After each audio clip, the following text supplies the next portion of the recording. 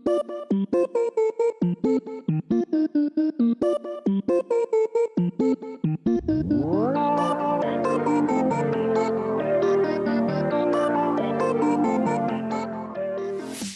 there, stocking stuffers! Welcome to Enthusiastic Encouragement and Dubious Advice, the podcast for folks who would rather curl into the fetal position than lean in. I'm your host, Patricia Elsie Tuttle. And I can't wait for you to stuff my stocking. I'm Nicole Elsie Tuttle. We're recording this show on December 5th, 2025. I don't know. It sounds way worse when I think about saying that to everybody out there who's listening.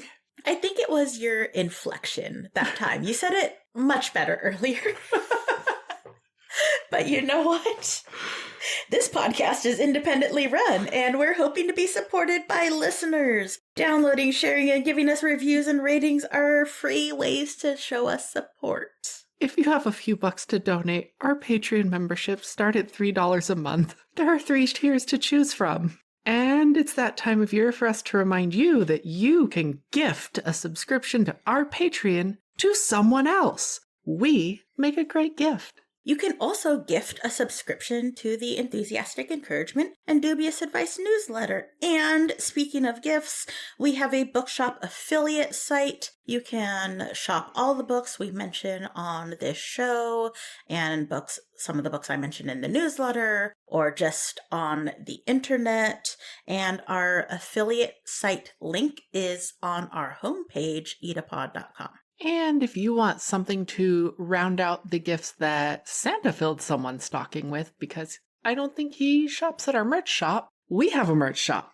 And you can get little stickers and stuff there. You can find a link to that on our webpage, EEDApod.com. This is EEDApod's 2-year anniversary. It's our cotton anniversary. I am not getting you cotton.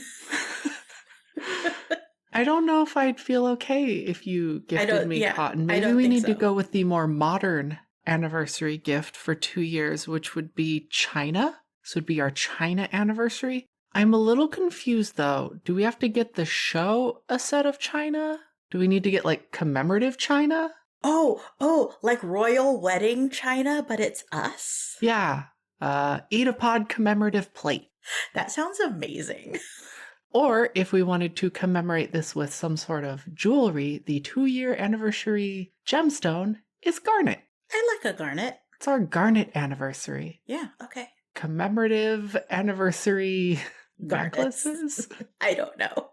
Recently, we went to a Friendsgiving, and I want to share that we made an autumn squash lasagna, which I made the pasta by hand. So like we did everything from scratch. This lasagna had a butternut squash and ricotta filling. It was also layered in with a bechamel sauce. And caramelized onions. And topped with Parmesan and Gruyere. And we made it over the course of 2 days. Yeah. On the first day was the butternut squash and ricotta. Well, the butternut squash part, we mixed it with the ricotta the next day, but also caramelizing the onions in the oven, which took that was like 90 minutes. It was a little more than 90. I think it was probably close to like an hour 45. Mm-hmm. All said, yeah, we did all that. And you know what? It was delicious. It was delicious. And I was really proud of us too, because it was a lot of us both being in the kitchen. And I think we cook really well together when we are working on the same thing.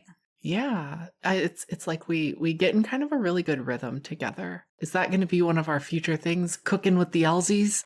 I don't know. It's kind of chaotic, but it's our own brand of chaos. It's fun. I like it. I don't know if people would like watching that, but Oh, yeah, because we'd have to, like, entertain them, too, while we're just like, no, you hold the pasta. Yeah, we just can't be, like, stimming while I'm kneading pasta, so. Yeah, that's fair. I mean, we could, hey, you know what? There's an audience for everything. There is.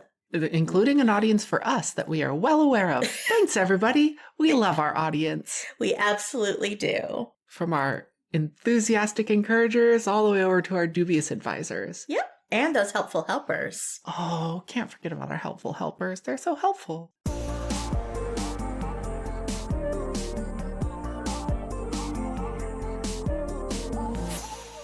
So this is our last full episode of the year. Our next usual publishing day is December 24th, and we'll probably put together something short and silly. Our first episode in January will be our 2026 goals, intentions, etc. episode. I don't like talking about goals and doing that before the previous year is over. It feels like bad luck to me. I mean, like, we still have a month to go. It's only December 5th. That's a whole month where I could still, like, wrap up some goals or something. Who knows? Maybe I'll finally get those pictures hung up. Maybe. I have some books to read for sure to hit my reading goal. You?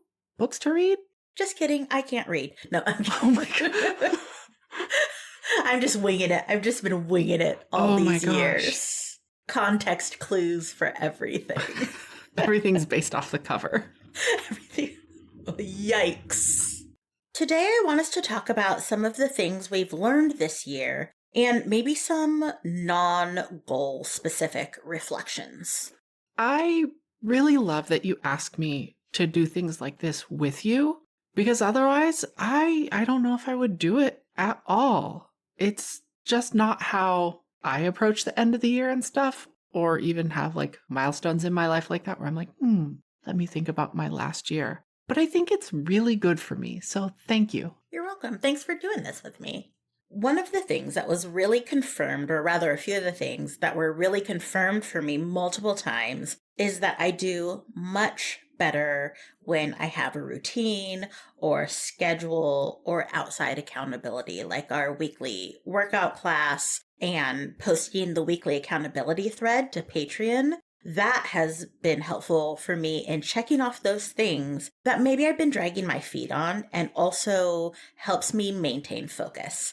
It feels great when it comes around to the following week and I can say, yeah, I did that. And everyone is incredibly gracious when sometimes I say, hey, it didn't get done, but it gets pushed to the following week, or maybe it's just not that important. I both love and hate a schedule. I want to be chaotic and live my life as I want, but I will not get anything done without some kind of schedule. This isn't like new news. This isn't something I exactly learned this year, but it's definitely something that has been even more reinforced. Yeah, and I think, one of the things with that is we'll have our weekend to-do list, and you will actually ask me to sit down and we will plan out like what we are doing and kind of in a general order or time. I think we can be better at also scheduling in rest, scheduling in time for downtime in that schedule. You're looking at me like a deer caught in the headlights. I don't know her. You don't know rest? Someone I meet in the very dark of midnight. But yeah, it helps actually looking at our to-do list and then putting it in our planner of like, we're doing this, and then this. And we aim to be doing this by this time.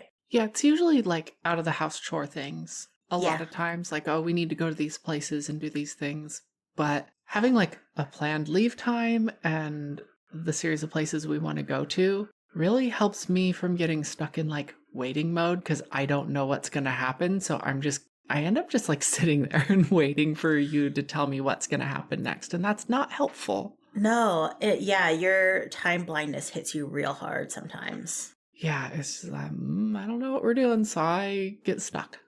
Related, having a friend visiting from out of town on a specific day this autumn really helped us get through my mom's boxes in the back room. Like, that was a clear day that she was arriving, and I was like, okay, we need to get this done by the time Mary gets here on this day.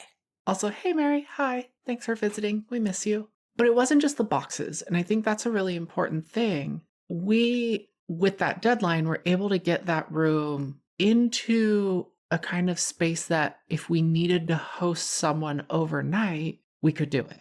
Yeah, we made the back room guestable. Yeah. Mm-hmm. And that to me is like a bigger achievement than just getting the boxes done. Yeah, the boxes were part of that. They were part of it. But they weren't the whole thing. You're right. Yeah. I also, a couple of times, had a friend come over to help do some tedious tasks. Like, I love stationery. I come from a long line of people that love stationery. And in my mom's boxes and stuff, we found so many writing instruments, pens, highlighters, markers, Sharpies, pens, mechanical pencils, color pens, just all kinds of writing instruments. And I also had my own kind of doom Ziploc of writing instruments in a box. And when my friends came over and I gave her a pad of paper and she tested each one of those instruments to see if they worked or not. And if they didn't, could they be refilled? And being realistic, would I actually refill it? And so if it didn't work, garbage. But if it did work, then she separated them out into what I might want to keep and then what I can give to one of my friends who is a principal at like a K through 12. It was a tedious task. It took a couple hours at least. I made us food or we ordered food and she did that while I did something else. And that was incredibly helpful. It wasn't necessarily body doubling because we weren't working on our own things, but just someone who was willing to help lighten the load and also, as we've talked about in previous episodes, the right person to do it. Something that I think has been an ongoing lesson that I've been learning the last few years and has just become more and more apparent to me in particular is learning to delegate some things out and also being okay with that. Letting someone else do a thing and being okay with it not being done exactly the way I would do it. Yeah.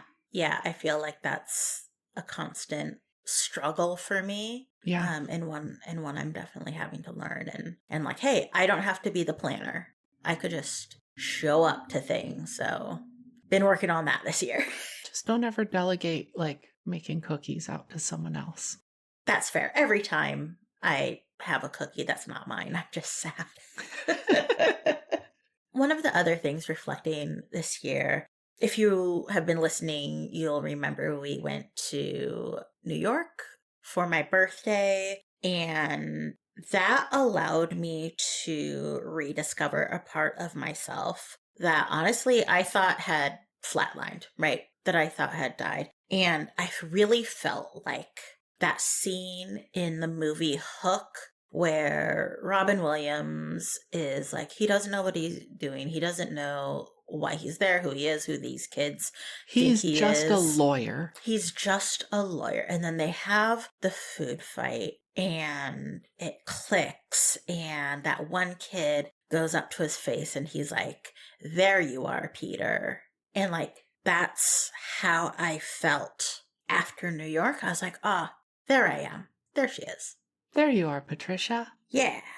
Need me to come like squish your cheeks around? No, thank you. Okay. I think also, though, with that New York trip, there were a couple other things too. Like there were friends I was able to reconnect with. Friends you still hadn't met yet. No, and like we've been together for like over a decade now. Yeah. But also just being able to reconnect with them and being able to just pick up and still love each other intensely. And like, I know some really solid people and that's wonderful. And it was also our first time on a plane since the start of the pandemic. Yeah. Seeing you with the friends was really great. Just picking up like that was really, really great. Yeah, that trip really more than anything reminded me just how much I love and miss traveling and just getting out and exploring different places and everything. And also, of course, doing all that with you. Like, you're my best travel buddy. Yeah, we travel pretty well together. Yeah.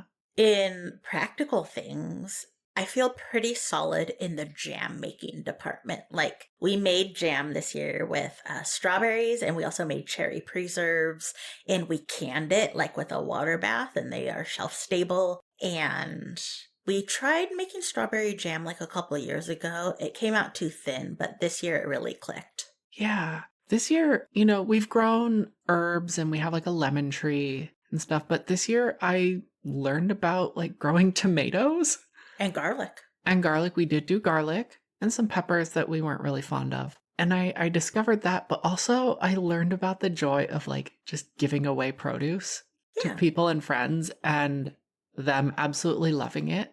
Yeah, and sharing with our neighbors. Sharing with our neighbors and just having something to kind of like give and share and just like completely unselfishly. Yeah, just like we made this thing or you grew this thing. But I also think with the tomatoes, this was your first time and some of them you started from seed and we didn't know if they were going to take. So you had like 3 of them. And then there was another one that I just like bought when we were at the nursery that was a seedling.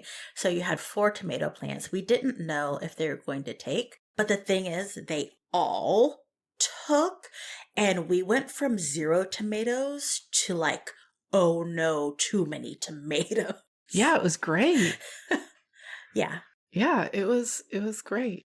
One of the hard things I did this year that was not necessarily on my agenda that I learned I could do was that I switched therapists. My previous therapist I had for about 4 years, we had a really great relationship, but she was going to take a break and she was also changing the way that she did her practice. And so she gave me a list of other therapists that she thought would be good for me. You know, my last session, we both cried. We had built such a close relationship. And maybe that was also a sign like, hey, I need to maybe change things up. And I tried one person on her list, and this person wasn't a good fit. And after maybe 2 or 3 sessions, I told that person like, hey, this isn't working for me, which my inclination is always like, make it work, be grateful. And so it was really big for me to be like, hey, this isn't working. But then I tried someone else on the list and she's amazing. It's like fitting a key into a lock. Like my current therapist is so good. You always have good stories coming out of there. And she has amazing, amazing insight. But I also think I was very much in that scarcity mindset of like my previous therapist was a Black queer woman. I'm not possibly going to find another Black queer woman that is also accepting patients and can also talk about these things. And yet here I am. Here you are. It's amazing. I similarly did something a little scary this year. I started going to some meetups with the express intention of kind of getting in with some community and hoping to make new friends. And it turns out like it wasn't weird. It was really easy to just like go and hang out and fit in. And in that process, like I've started making friends as well. You mentioned as we were talking about this, like when we went to Pride this year, we were walking around and there were all kinds of people I was saying hi to and like checking in with and just like, hey, how's it going? Good to see you. And you didn't know who any of these people were. And that never happens with us. Yeah, you know, this is something you're doing by yourself, and we do so much together because we love doing so much together. Yeah. But also, like, so many of our friends are people that I knew first, at least the local ones. Yes. So I love that you were finally like, I'm going to start going to this meetup and meeting people. I love that you know people I don't know. Like, yeah. That was great. Yeah. I did learn that I can post videos on the internet, even of me singing, and it's fine. I don't know. I'm an overthinker. If you're listening to this show, you're probably also an overthinker. Like, let's be honest. And the videos I post are not edited pretty much at all or anything like that. And I'm not getting booed off the internet. I'm not getting canceled yet anyway. And it's fine. I could do that and it's fine. And I don't know why it was being built up in my head so much. I'm going to go out a little bit and say it's more than fine. People actually like you and enjoy your content. I mean, hey, if you like books, it's mostly books. It's mostly books. It's some musicals. This one's a little silly, but like I learned how to use a typewriter and I kind of like it. It's, I don't know, there's something fun about it. Little click, clack, snap, snap. It's satisfying. It is very satisfying. Yeah, I think it's one of the reasons I like to write things longhand. You get feedback. Yeah, it's very feedbacky. Yeah. I learned that I am not yet tired of podcasting. Every time I think I have said everything, I continue to yap. I've been podcasting with Book Riot for all the books. I hit 6 years this year. Wow. Which is bananas. And like I said, we just hit our 2-year. Yeah. I learned that I still love doing almost anything with you, or almost anything as long as I'm doing it with you, including this. I was skeptical at first, but like, I'm doing it with you, so it can't be bad. I think one of the biggest things, and we've mentioned this in past shows, but I really want to mention it here too, is that going through my mom's things that we had here at the house was so hard that it made the idea of going through our own things much lighter. You know, I know there's something to giving yourself some easy wins up front and doing some easy things up front. And at the same time, for us, like actually doing the hard thing up front has made everything else much easier. I'm so much less precious about things. After we went through all my mom's stuff, I was able to go through books. I was able to go through like a bunch of things. Yeah, I'm with you on this. Was it like last weekend or something? Yeah. I went looking into our room of boxes for something. The Doom Room? The Doom Room. I was like, oh, I know we have a thing, and I think I know where it is. And I opened a box, and not only did I find the thing, it was like treasure hunting, like unearthing, excavating treasure. It's like, oh my gosh, look at all these things. Oh, hey, remember that thing you thought we had and we haven't been able to find?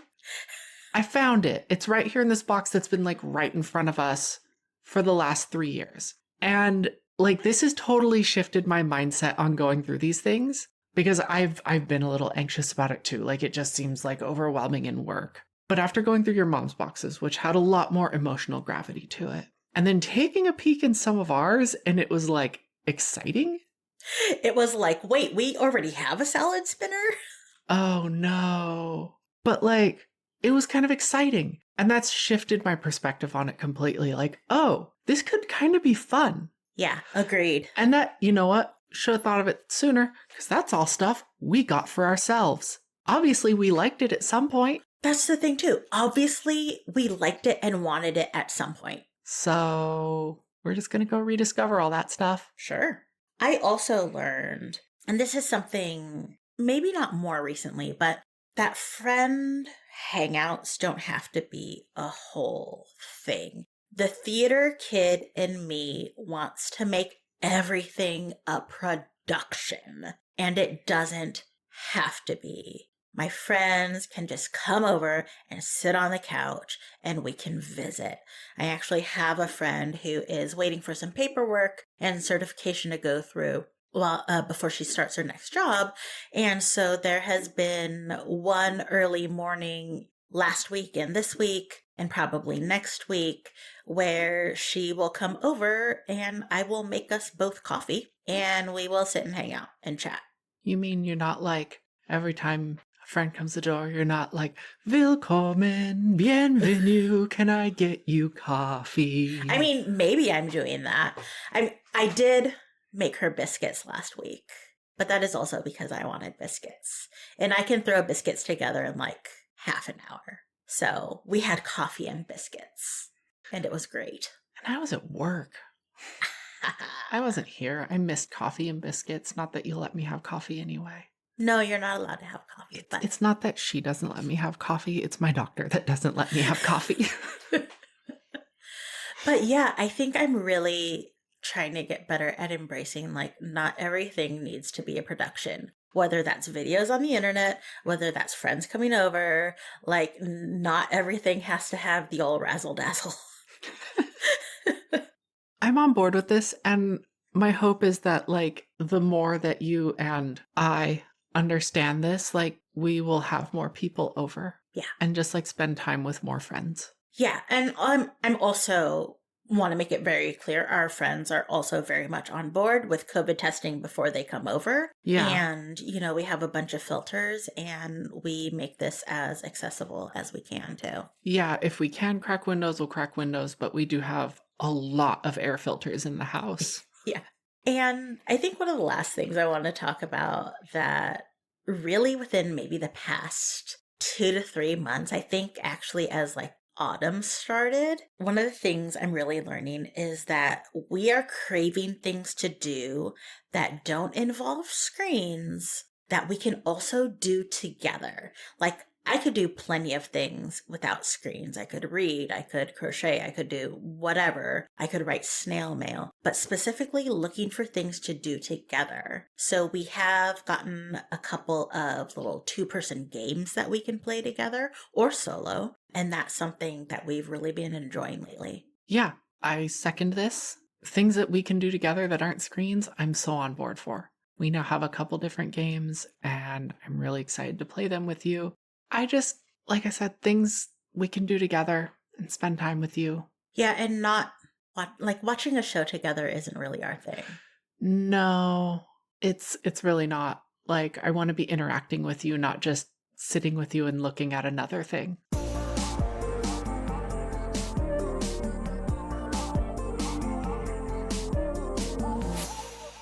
Well, kind of a hodgepodge of things tonight. Patricia, what do you want people to take away from this show? I didn't say this earlier, but I'm saying it now, that reflecting on the previous year or the current year, because we're still in it, in the framework of what have I learned can be much gentler than thinking, what have I achieved? Which, yeah, we'll talk about that during our goals episode. But I really like to think about, like, what have I learned this year? I like that also because it's like learning and growth don't have to come with achievement. Like you can just learn things and that's okay. I'm sure we could look at all the books we read and we can also talk about a lot of things we learned just in terms of like knowledge. Oh, totally. Yeah. I also feel like this is a good way to like also start reflecting on your goals. Or start reflecting on your year to help prepare for the coming year. You can think about it in terms of goals, but also just thinking about like, where do you want to go from here? Like, it doesn't have to be a straightforward achievement goal. Like, is there something else you want to learn, something you want to do? This kind of thought process of just, what have I learned, can help set you up. And so it's a good time to start thinking about that if you're the kind of person that does new things in January. Yeah, I think, for instance, I have learned that not every friend hangout needs to be a production. So maybe next year I look for more friend hangouts that aren't productions. Maybe we all go to Ulta together or whatever. All right, Patricia, what has been filling your cup lately? So, I don't know. The high from this one is going to last me the rest of this year. The other night, we were at Marcus Books, and Blanche was working there. Blanche is the owner. She's often working there. And I had purchased a stack of books, and she was like, oh, are you buying gifts? And I was like, well, some of these are gifts, but this one and this one are actually for me. And she said, you got the good stuff for yourself. And all I heard was that Blanche at Marcus Books thinks that the books I pick out are good, and now no one can tell me nothing the rest of the year. And I'm just going to ride the high from that, like the rest of the year. I will also say, you had her laughing real good. I don't know if I've seen her laugh and smile like that in a lot of the times we've been there.